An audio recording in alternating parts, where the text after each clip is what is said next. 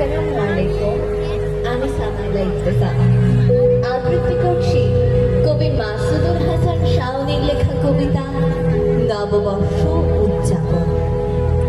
গফুর মিয়া আসছে ঢাকায় করতে বছর উদযাপন। গাঁও গ্রামের মানুষ হলেও সেও তো দেখেনি স্বপন। খোকার ইচ্ছে দেখবে ঢাকা নতুন বাংলা বছরে। কেমন করে নতুন বছর আসবে ঢাকা শহরে। বাবার সাথে আসছে ঢাকা, সঙ্গে মাতার অঞ্জনা।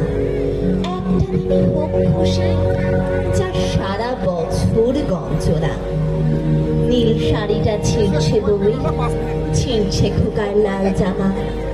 পাঞ্জাবিতে ঢাকছে গফুর, ছিন্ন তাহার পাজামা।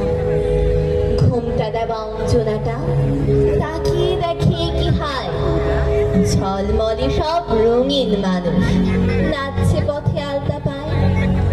সারা বছর যাদের মুখে ফুটতো কেবল হিন্দি গান, ইংরেজি আর রক ছিঁড়ে সেই আজকে তারা বাউল গান।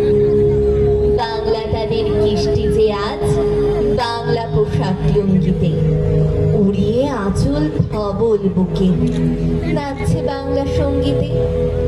শান্তিতে খায় পান্তা ইলিশ, ভর্তা হাজার রকমারি।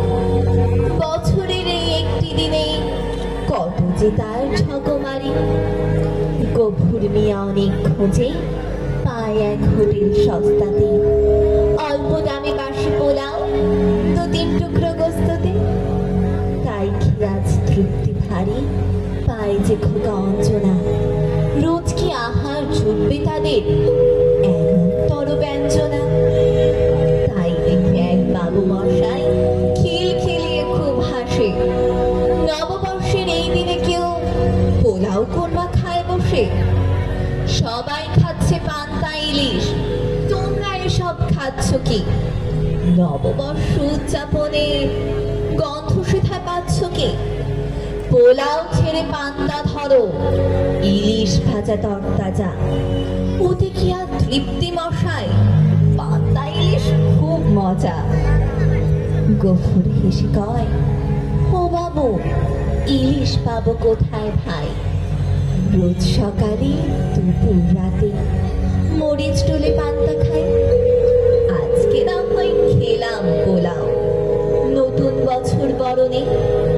এই তো মোদের তৃপ্তি যে আজ দীর্ঘ জীবন স্মরণে।